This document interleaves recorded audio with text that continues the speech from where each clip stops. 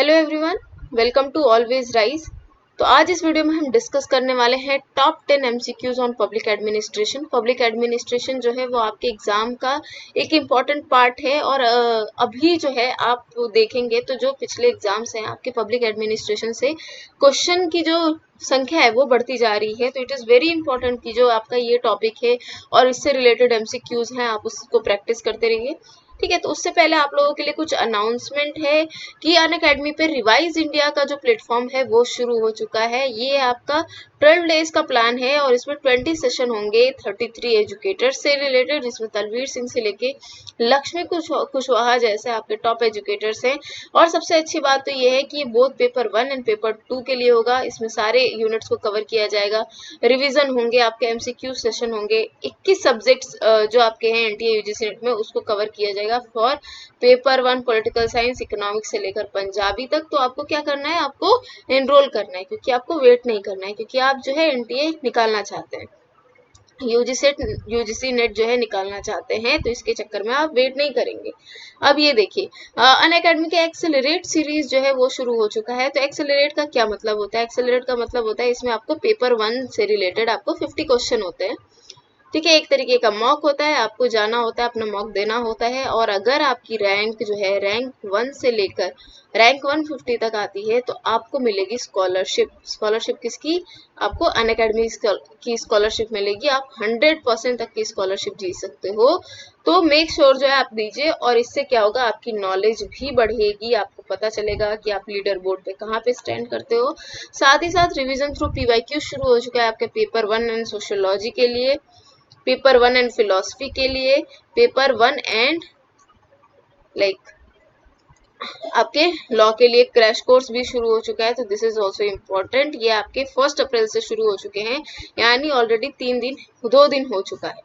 ठीक है, तो अब जब आप सब्सक्राइब करेंगे बच्चों, या तो प्लस या आइकॉनिक के लिए, तो आपको क्या करना है, आपको साकरीन एनटीए कोड यूज करना है। ठीक है, साकरीन एनटीए कोड यूज करेंगे तो आपको 10% का डिस्काउंट मिलेगा। और अगर आप एक्स्ट्रा डिस्काउंट चाहते हैं मोर देन 10%, तो मेक श्योर जो है आप हमारे ग्रुप में हमसे डायरेक्टली कांटेक्ट करें। ओके, चलिए आपके लिए पहला क्वेश्चन है, match list 1 with list 2 and select correct answer from the codes given below. आपका है चेस्टर बर्नार्ड, क्या इन्होंने मॉडल्स ऑफ मैन दिया था?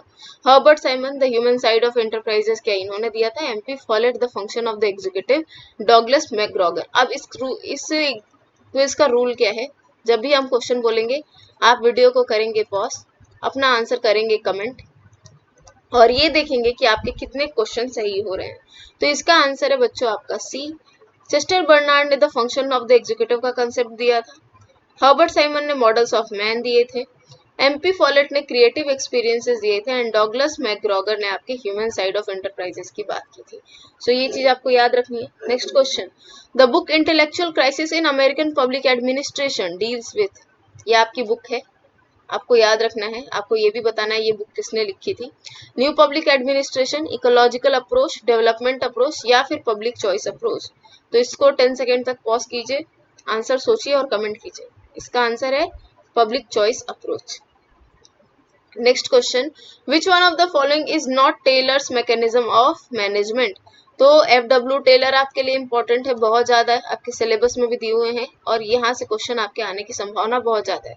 अभी आपको बताना है कि इन्होंने मैनेजमेंट के कुछ मैकेनिज्म दिए थे, उनमें से कौन से नहीं है। Using a routing system, employing a mnemonic system, employing a modern cost system, using a gang plank।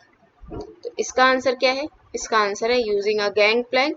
ठीक है, क्योंकि उनको गैंग से कोई मतलब नहीं था, कि वो जो है लोगों के साथ चलते थे, गैंग नहीं बनाते थे। तो ऐसे आपको याद रखना है कि FW टेलर जो है ये वो गैंग प्लैंक से उनका कोई भी लेना देना नहीं था। तो ये हो गया आपका यूजिंग अ गैंग प्लैंक। चलिए next question, which is not true about Indian Independence act 1947। ठीक है, तो इंडियन इंडिपेंडेंस एक्ट जो है ये आपके लिए इम्पोर्टेंट है। साथ ही साथ गवर्नमेंट ऑफ इंडिया एक्ट 1935 आपके लिए इम्पोर्टेंट है। ठीक है, because these are parts of your syllabus. ठीक है, कोई भी चीज जो आपके पब्लिक एडमिनिस्ट्रेशन ब्यूरोक्रेसी से रिलेटेड है, you should know. Two dominions were constituted, India and Pakistan, the suzerainty of his majesty over the Indian state would lapse. The constituent assembly would function as the legislative assembly of the interim period. अब Indian Independence Act में हुआ क्या था, basically Britishers जो है वो अब जा रहे थे भारत छोड़ के फाइनली, तो क्या होगा, टू डोमिनोज वर क्रिएटेड, हम सभी को पता है, इंडिया एंड पाकिस्तान, अभी तक ये लोग लड़ रहे हैं। The suzerainty of his majesty over the Indian states would left, obviously अभी कौन रूल कर रहा है। Third, the constituent assembly would function as a legislative assembly for interim period, this is also correct. The governor general would have limited power to assent to any bill in the name of his majesty, so this is आपका wrong, क्योंकि यहाँ से क्या है, governor general जो है अब चले गए थे, अब कौन आ गए थे, अब आ गए थे प्रेसिडेंट, ठीक है। और अगर गवर्नर जनरल भी थे तो वो जो है अब इन the name of his majesty कोई भी पावर का एक्सरसाइज नहीं करेंगे। नेक्स्ट क्वेश्चन है आपके लिए, which of the following are correct. Theory of social and economic organization, क्या ये मैक्स वेबर ने लिखी थी। मॉडल्स ऑफ मैन, क्या ये आपकी हर्बर्ट साइमन ने लिखी थी। ऑर्गेनाइजेशन एंड मैनेजमेंट, क्या है आपकी F.W. टेलर ने लिखी थी। एलिमेंट्स ऑफ पब्लिक एडमिनिस्ट्रेशन, क्या आपकी F.M. मार्क्स ने लिखी थी। बच्चों सेम कंसेप्ट रहेगा, आपका क्वेश्चन रिपीट हो जाएंगे। अभी हम लोगों ने बात की models of man Herbert Simon का है, ठीक है। अगर आपको सेकंड पता है, if you know the second, तो आप दो ऑप्शन, एक ऑप्शन को डायरेक्टली एलिमिनेट कर लेते हो, ठीक है। ये आपका पहला ही क्वेश्चन था ना जो हम लोगों ने डिस्कस किया था, वेट, ये हाँ, models of man has been given by whom, Herbert Simon, यही हम लोगों ने डिस्कस किया था। अब आपको ये सब भी याद रखना है कि किसने दिया था, क्योंकि ये जो है आपका अगले क्वेश्चन में बनेगा, ठीक है। तो बच्चों इसका आंसर है आपका ऑर्गेनाइजेशन एंड मैनेजमेंट, इसमें नहीं होना चाहिए, क्योंकि ऑर्गेनाइजेशन एंड मैनेजमेंट का जो कंसेप्ट है वो Jos Marcus and Nick Van ने दिया था। Jos Marcus and Nick Van, इन्होंने जो है ऑर्गेनाइजेशन एंड मैनेजमेंट लिखी हुई थी, तो इसलिए ये आपका नहीं होगा। तो इसमें आपका ऑप्शन क्या होना चाहिए, first, second and fourth. Okay, अब इसको आपको किस तरीके से याद करना है, इनके जो है किस ईयर में कौन सी बुक पब्लिश हुई है, this becomes your important part. तो मेक श्योर जो है आप इसको कमेंट सेक्शन में बताइए। Next question, the phrase development bureaucracy was coined by, development bureaucracy ये किसने कॉइन किया था, ला पलम्बोरा, फ्रेड डब्ल्यू रिस्क, विलियम सिफिन, एडवर्ड विडनर। तो अभी आप लोग क्या करोगे, अभी आप लोग सोचोगे कि आपने डब्ल्यू रिक्स का नाम सुना हुआ है तो आप इनको लगा दोगे, लेकिन रिक्स ने कंसेप्ट नहीं दिया था, ये आपका दिया था ला पलम्बोरा ने। जिन लोगों ने भी ये क्वेश्चन अटेम्प्ट किया है करेक्ट आंसर दिया है, very good.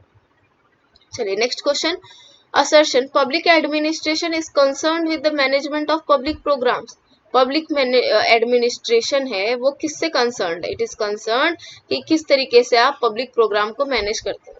Reason, public administration is policy making, यानी पब्लिक एडमिनिस्ट्रेशन क्या करता है, वो आपका पॉलिसी मेकिंग करता है।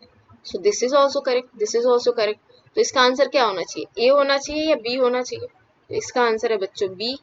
ये आपका रीजन से मैच इसलिए नहीं करता है क्योंकि अगर ये आपका असर्शन मैनेजमेंट की बात कर रहा है तो आपके रीजन को जस्टिफाई करने के लिए मैनेजमेंट से रिलेटेड जो है कुछ आपके कंसेप्ट होने चाहिए। जैसे public administration is concern with the management of public programs because management of public programs is handled by bureaucrats, okay. और it public management of public programs constitute और amount to important part of public administration. तो ये आपका reason होता, तब जाके जो है आपका आर करेक्ट एक्सप्लेनेशन होता। लेकिन ये लोग क्या है, डायरेक्ट पॉलिसी मेकिंग की बात कर रहे हैं, मैनेजमेंट की बात नहीं कर रहे हैं, so that's why B. Next question, according to Barnard, authority resides in the relationship between a superior and its acceptance by a subordinate. तो ये सुपीरियर और सबऑर्डिनेट की बात कौन कर रहे हैं, ये आपके बात कर रहे हैं बर्नार्ड जी। तो यहाँ से एक कंसेप्ट आपको पता होना चाहिए। Next, to Bernard, authority is the character of an order in an organization by virtue of which it is accepted, ठीक है। तो ये जो है आपके दोनों ही सही है, यानी अगर एक ऑर्डर आपका सुपीरियर देंगे तभी जो सबऑर्डिनेट है वो अच्छे से फंक्शन करेंगे, तो इसको एज अ वर्च्यू लेना है, ठीक है। This is an a virtue, ठीक है, सो दैट की जो है सामने वाला एक्सेप्ट करे। So that's why both A and R correct and R is the correct explanation of A. Next question, the relationship of minister and civil servant is that of a master and servant, यानी minister और civil servant है उनका जो relationship कैसा है, that is of master and servant, Aristotle जैसी बात हो रही है ना। Next, a civil servant is required to render honest advice to the minister, because एक सिविल सर्वेंट है वो क्या देते हैं, ऑनेस्ट एडवाइस देने की बात करते हैं। अब एक बात बताइए, जो सर्वेंट है, ठीक है, उससे आप क्या एक्सपेक्ट करेंगे, उससे आप एक्सेप्ट करेंगे कि जो भी वो बोल रहे हैं उसकी हाँ में हाँ मिला, because he has to please the masters. So can A be correct, no it can not be correct. So तो जो रिलेशनशिप है वो मास्टर और सर्वेंट की तरह नहीं है। जो रिलेशनशिप है ये आपका रिस्पेक्टेड रिलेशन है, जिसमें आपके ब्यूरोक्रेट्स होते हैं वो क्या करते हैं, वो पॉलिसी बनाते हैं, दे मेक द पॉलिसीज, या फिर अगर मिनिस्टर को सोच रहे तो उनको अपनी ऑनेस्ट एडवाइस देते हैं। तो इसका आंसर क्या हो जाएगा, A is false but R is true. Next and last question for today, arrange Maslow's hierarchy of needs in descending order. Descending order में आपको पूछा गया है, नेक्स्ट टाइम में आपसे असेंडिंग ऑर्डर में भी पूछ सकते हैं, तो आपको दोनों ही पता होने चाहिए। ठीक है, तो इसका आंसर क्या होगा, इसका आंसर होगा सबसे पहले आपका आना चाहिए सेल्फ एक्चुअलाइजेशन नीड। तो सबसे पहले आपका आगे सेल्फ एक्चुअलाइजेशन नीड, और या फिर ये आंसर। सेकंड होना चाहिए आपका ईगो नीड्स, ठीक है, तो ईगो इसमें है। उसके बाद से क्या होना चाहिए आपका सोशल नीड्स, सोशल भी है। अब इसके बाद से आना चाहिए आपका सिक्योरिटी नीड्स, तो ये आपका हो गया wrong, this becomes your correct answer. तो किस तरीके से आपको याद करना है, सबसे पहले आएगा आपका सेल्फ एक्चुअलाइजेशन, फिर आएगा आपका ईगो, फिर आएगा आपका सोशल, फिर आएगा आपका सिक्योरिटी, एंड उसके बाद से आपका आएगा फिजियोलॉजिकल नीड। तो आप ऐसे भी याद कर सकते हो, SESSCP,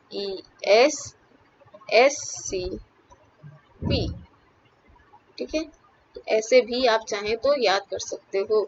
मैस्लो के ये नीड्स हैं डिसेंडिंग ऑर्डर्स में, और अगर असेंडिंग ऑर्डर में पूछते हैं तो इसी का उल्टा हो जाएगा। Okay, so that was all from my side. I hope you liked this video. This is your answer key. If you did, then do like, share, subscribe and comment. Thank you so much.